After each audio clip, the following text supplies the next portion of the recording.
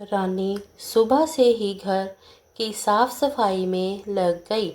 उसने उठते ही पूरे घर की सफाई, उसके बाद नहाकर पूजा की। बाकी सभी के उठने से पहले वो तैयार हो गई। तभी उन्हें किसी की आहट सुनाई दी। प्रिया समझ गई कि उनके पति रमेश उठ गए हैं। रानी ने फटाफट गैस पर चाय चढ़ा दी।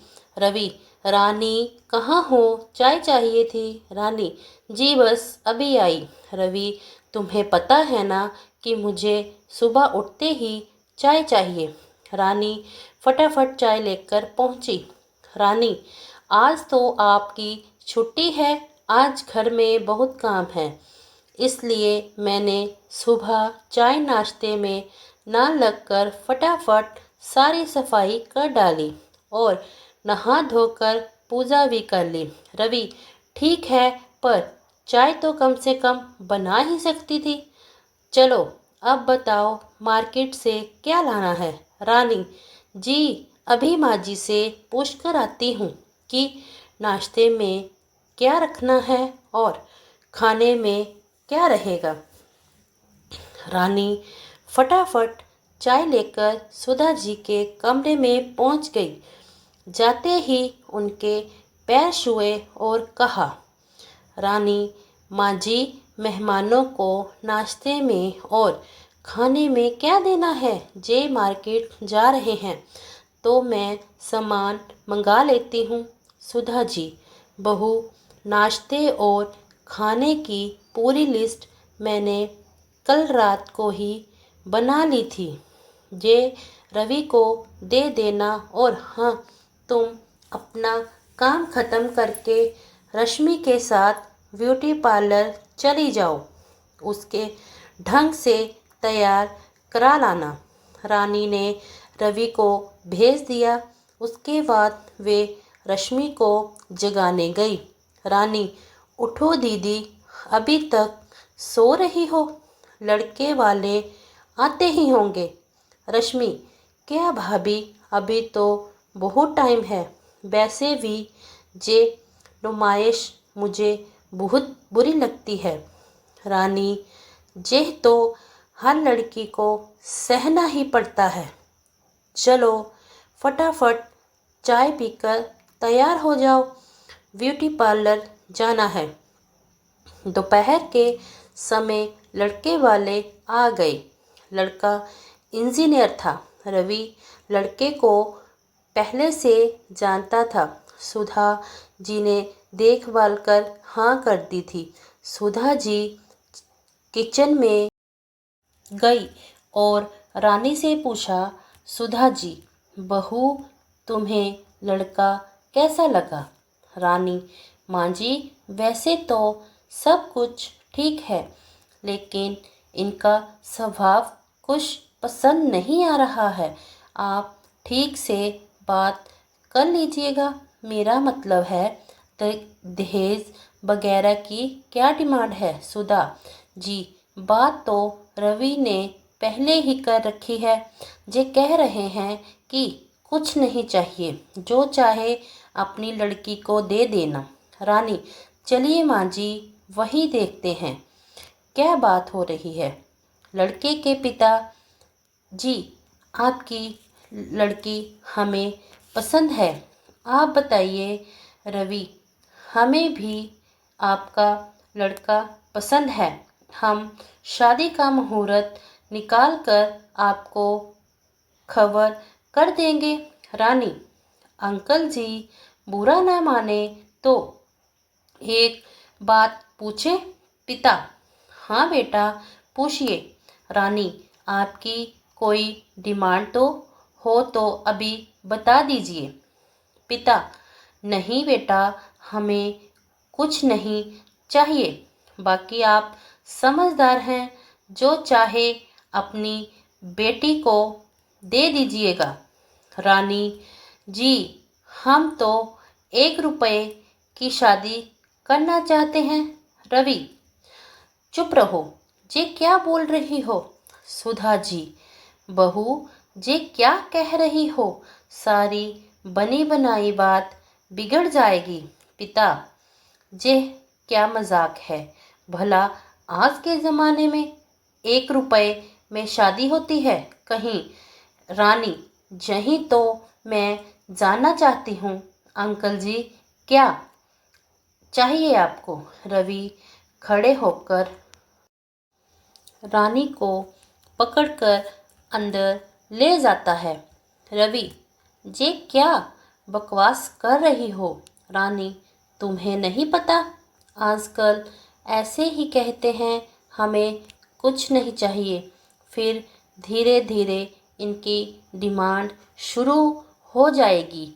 मेरी बात माने तो ये रिश्ता मत कीजिए।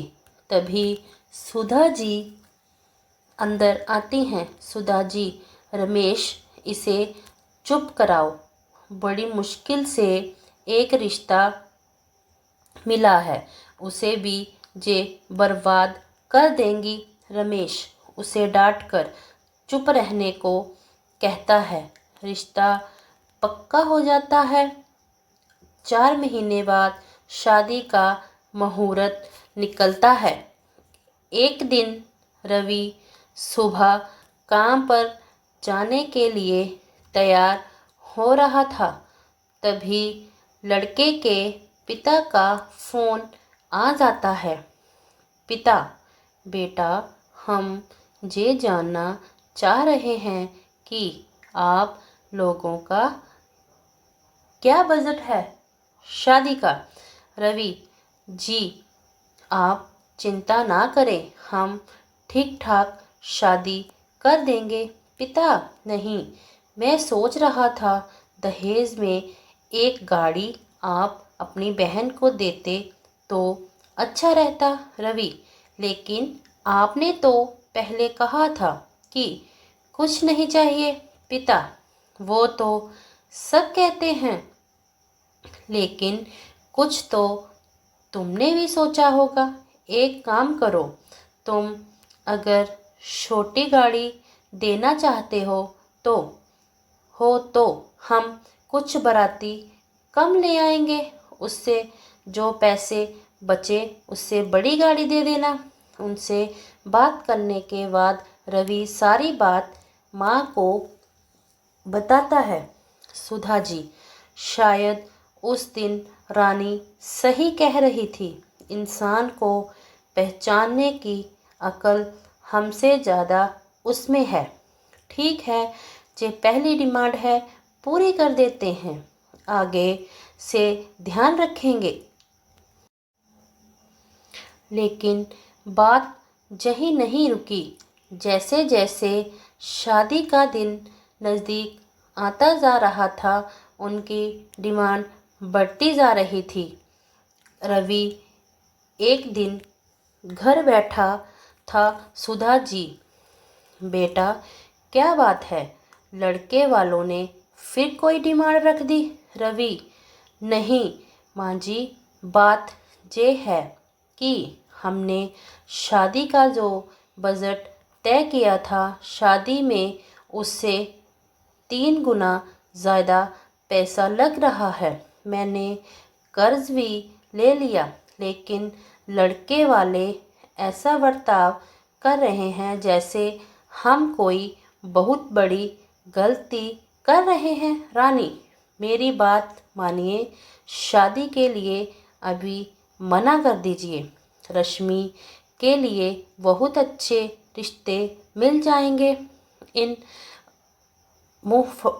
इनका मुंह हमेशा फटता रहेगा। लेकिन सुधा जी और रवि बदनामी के डर से लड़के वालों की हर डिमांड पूरी करते रहे।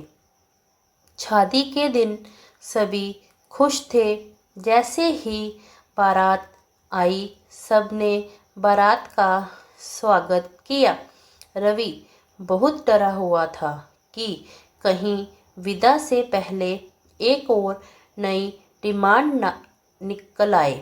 लड़का लड़की फेरों के लिए बैठने ही जा रहे थे कि लड़के के पिता ने कहा,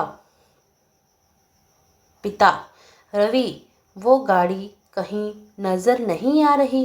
रवि जी आज वो डिलीवर नहीं हो पाई। आप ये पेपर रख लीजिए, गाड़ी सीधी आपके घर पहुंच जाएगी। पिता ये शादी रोक दो, इस शादी में सबसे बड़ी आइटम ही गायब है। रवि अंकल जी मैं आपके पैर पड़ता हूँ, ये पेपर रख लीजिए, कल सुबह गाड़ी मैं आपके घर पहुंचा दूंगा। पिता नहीं, ऐसा नहीं हो सकता। सुधा जी और रश्मि रो रही थी। इधर रवि परेशान था कि क्या करे। तभी रानी सामने आई। अंकल जी गाड़ी आ गई, वो देखिए। तभी सामने पुलिस की गाड़ी आकर रुकी। उसे देखकर लड़के के पिता डर गए। पिता कोई बात नहीं, घर की बात है, गाड़ी कल भेज देना। रानी नहीं, अब ये शादी नहीं होगी। रवि रानी तुम सही कह रही थी, ये लालची लोग कल मेरी बहन को मार देते। पुलिस ने दहेज के इल्ज़ाम में बाप बेटे को अरेस्ट कर लिया। इस तरह एक भाभी ने अपनी ननंद को बचा लिया।